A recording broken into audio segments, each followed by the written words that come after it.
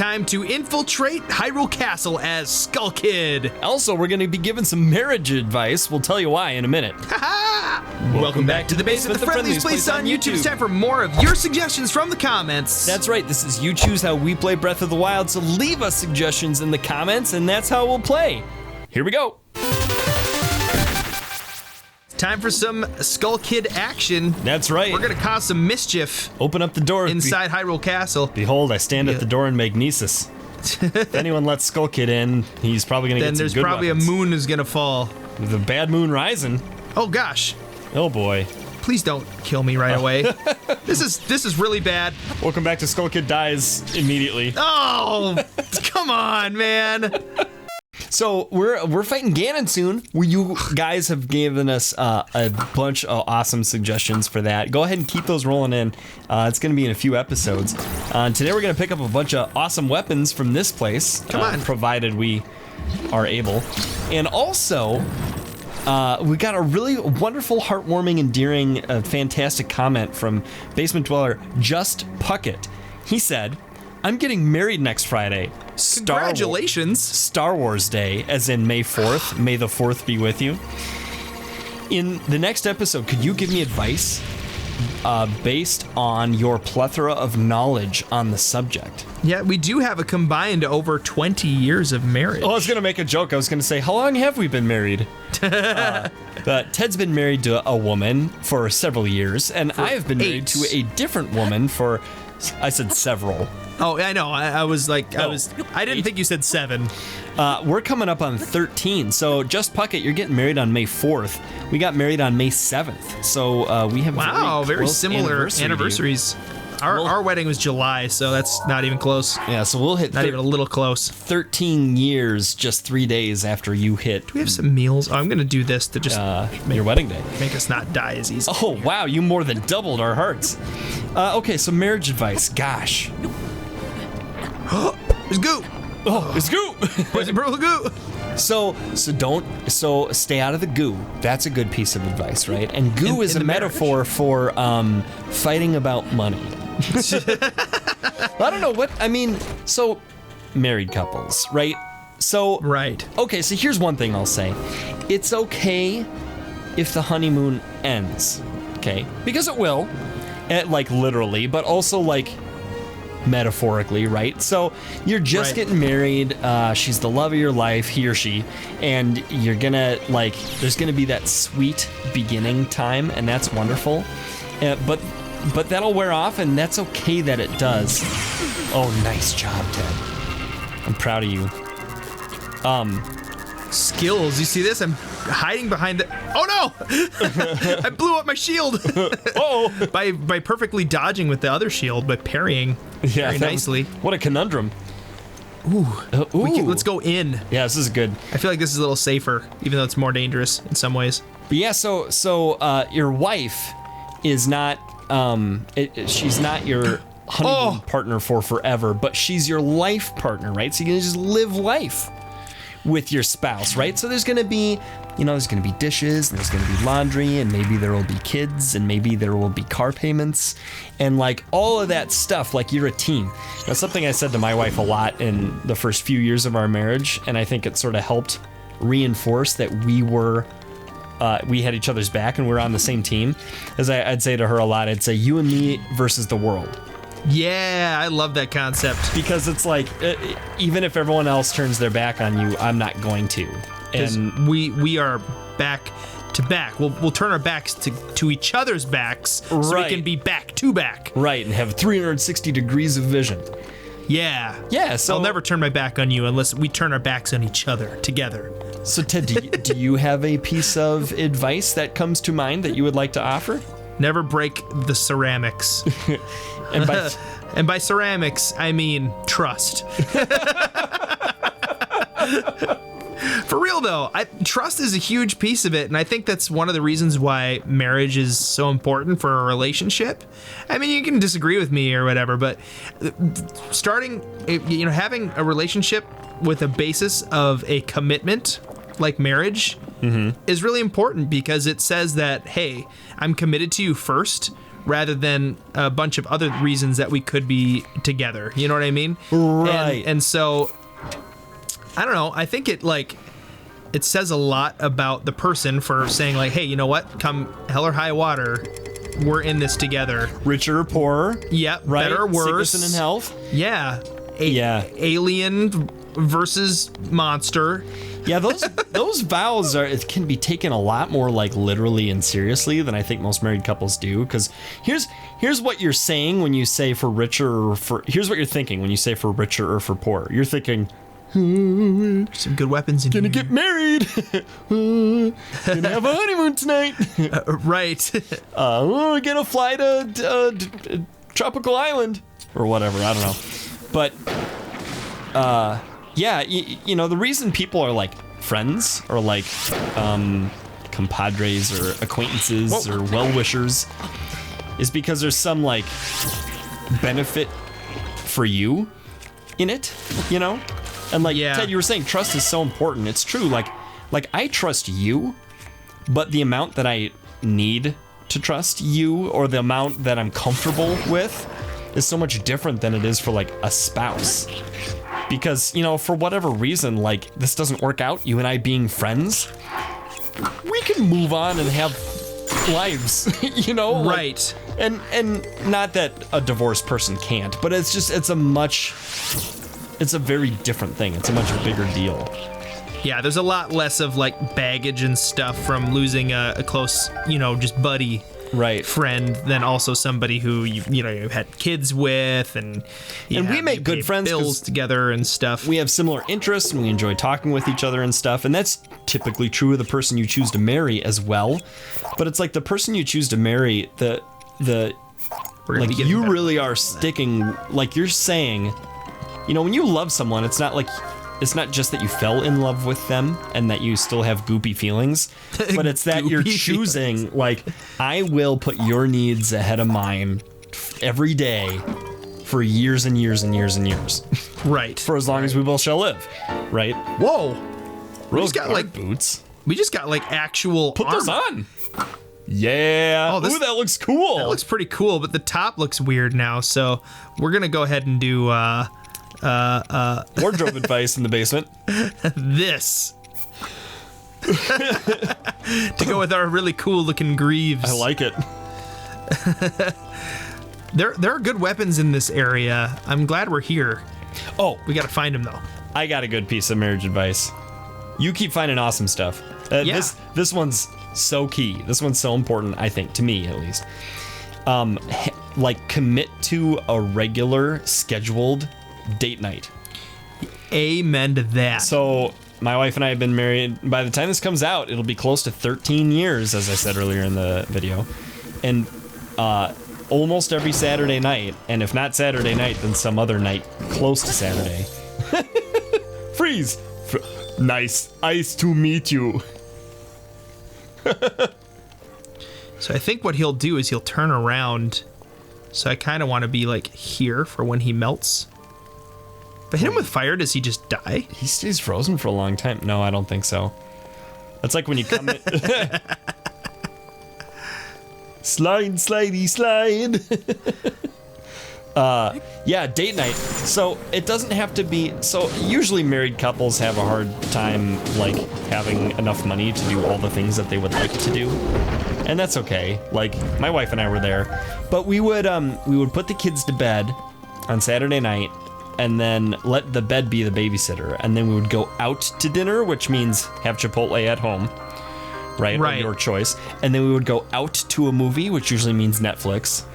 But it was nice, like, to just, you know, no one had to cook, and there were no dishes, and the food was good, and it was $14 instead of a grocery bill. Where did that guy's sword go? I suppose I could do this to find it. I don't know. Because he had the Royal Guards. Oh, he had a bow, maybe. No, he had the Black Royal Guards Claymore. Oh, he did? Yeah, but I don't see Where'd it go? It's like it disappeared when I froze him. Disappeared. Yeah, it could be. Wow, that was a good sword. I didn't want it to disappear. Is it non-magnesable? Is it just dark and hidden from view? It's possible. Can you also do this to things that are weapons? I think so. No, well, not the ones that the knights have. Huh, I was looking all over for it. I'm sure that dude had it in his hand, but I think when I hit him, it made it, like, get lost. Yeah. Ooh. See, what else about Didn't marriage? see that one coming. Look at that. One day at a time. I would focus on one day at a time.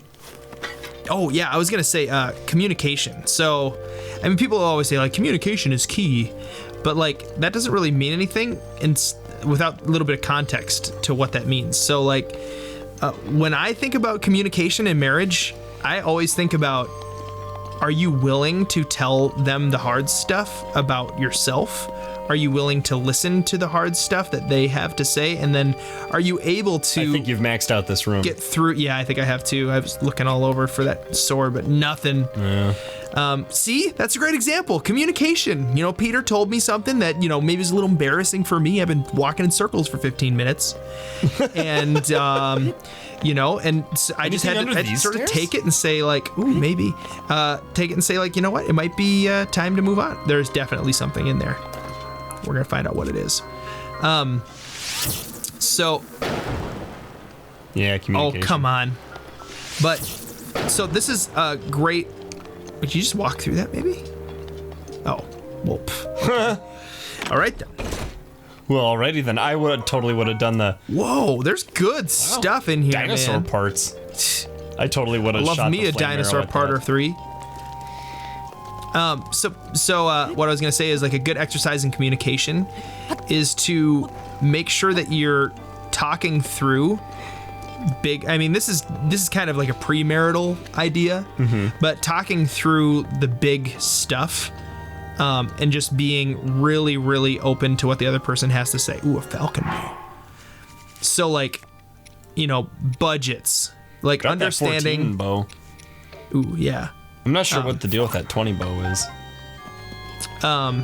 But, like, talking through your budget, understanding financially what your goals are together, talking through your plans for kids and children and stuff in the future, and how you want to, like, handle, like, discipline and that kind of stuff. Like, those are really, really big things that you don't want to face when you're in the heat of the moment trying to figure it out. Like, you don't want to be having your first discussion about budgets when you're out of money. Because that's, you know, a lot of marriages and relationships after get in. your kids, like, broke the window by throwing a rock. Right, and then, you know, you find out that, you know, your spouse does not have the same views on discipline as you, and you want to work through that stuff before you get there rather than in the heat of the moment. So I think communication is key, is really important, but you have to be proactive with the communication.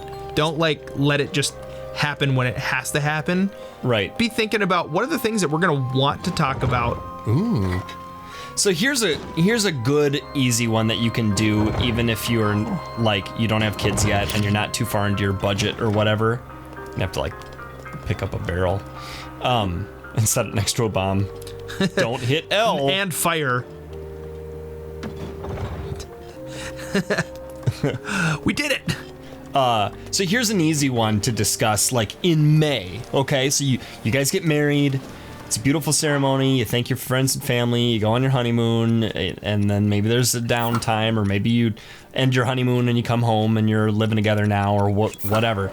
Here's an interesting thing you can talk about in May. This isn't threatening, but it'll just be a good eye opener for this kind of stuff. Speaking of eye opener, Talk about Christmas plans. ooh, So, do you open presents on Christmas morning, or do you open presents on Christmas Eve night? How will that go if and when you have children? how will that go with the in-laws? Do you do stockings? Do you, what's the budget? Is it, Ugh. you know, $50 that you spend on your spouse and $50 that your spouse spends on you? There's got to be more. Because if you don't talk about that, your spouse might spend $250 on you and then get upset with you when you spend 20% of that on them. Yeah, that's true. Like, talk Or through vice those kinds of versa. things. They might get mad at you for spending too much money on them, you know. So, I don't know. No, it's totally true. Like, these are just all really good examples of things you want to talk through, and that's where the communication is key part comes in, because you can be super great at communication, but if you wait until it's too late, now you're in a fight. It's not communication anymore. Now you're just fighting. Yeah. Which is a form of communication. Well. Hey, you know what? Another little bit of good marriage advice. I'm Okay, sure this is going to okay. be a really good topic. Peter, talk a little bit. How do you work through a fight? Because they're inevitable. Like Sure. they don't have to get really heated or people getting hurt or really hurt feelings, but like disagreements are going to happen. And if you are like going into a marriage or any kind of relationship thinking, oh, we won't fight, like you're just fooling yourself, you're just lying to yourself. Right. Because you're two different people coming from two different backgrounds, trying to figure out what your new life is going to look like together. There's going to be some moments where you're like not agreeing. Yeah. So, And, yeah. I mean, I think being like, it's going to feel like you're being too charitable in the heat of the moment, right? Mm-hmm. So assuming the best and giving the benefit of the doubt. So your spouse is going to say something that's going to feel like a personal attack, and you just have to Yes. tell yourself, I believe the best about them. They love me. Their heart is not, I hate you, you're so stupid, you did it wrong again. But it's, I'm hurt. This is what they're thinking. This is what you assume they are thinking. I'm Right. hurt, or I'm scared, or I'm insecure, right? I'm afraid that you're gonna leave me, find or out you that you don't like me as much as you thought you did before we got married. Yeah. Something like that, because and I don't want to say anything accidentally offensive, but like if I can think of my wife as like wanting me to be like someone to hug her right then instead of wanting me to just go away. Even though she's communicating, what I feel she's communicating is, I'm sick of you, go away. If I think she's Right. saying, I'm afraid you'll leave, please don't go, give me I look like I'm mad, but really I'm sad, and if you hug me, things will get better. Like, you just sort of have to think extra charitably about your spouse, because what the mind tends to do is say, they're against me, they're upset with me, they're annoyed with me, because that's what you do with yourself, right? You think, I'm so dumb, I can't do this right, I'm never going to succeed at this, or whatever. Yeah. You're so pessimistic about yourself that you end up thinking your spouse is more pessimistic about you than they actually are. Yeah, and I heard something a while ago that is just really, really good advice. And it was this idea that when you get in a fight or you get in an argument as a couple, there is this tendency to like feel like you're in a tug of war with the person. Like each of you's holding a rope. Each of you is holding an end of the rope. Opposite directions. Yeah, you didn't already say this, did you? No, Okay. but I'm picturing a visual that I've Right, seen and you're before. pulling in opposite directions. Meanwhile, there's a barrel in between the two of you. And That you the look at- rope is that the touching. rope is touching this barrel, and what a lot of people don't kind of realize is that the barrel is the problem, the other person isn't the problem. And what tends to happen is that you tug against each other this whole time, And the problem just sits there. and the problem just sits there, and you don't actually solve the problem. You're tugging against each other, but you really both just want to solve the problem. And if you were able to come alongside your spouse, you'd actually be able to pull the rope together, and you move and then that the barrel problem. would move. Right. And so it's a really good concept to remember, that you're never really fighting your spouse. You're both trying to fight a problem, and a lot of times it's trying to figure out what the problem is that you're trying to tackle, not the other person.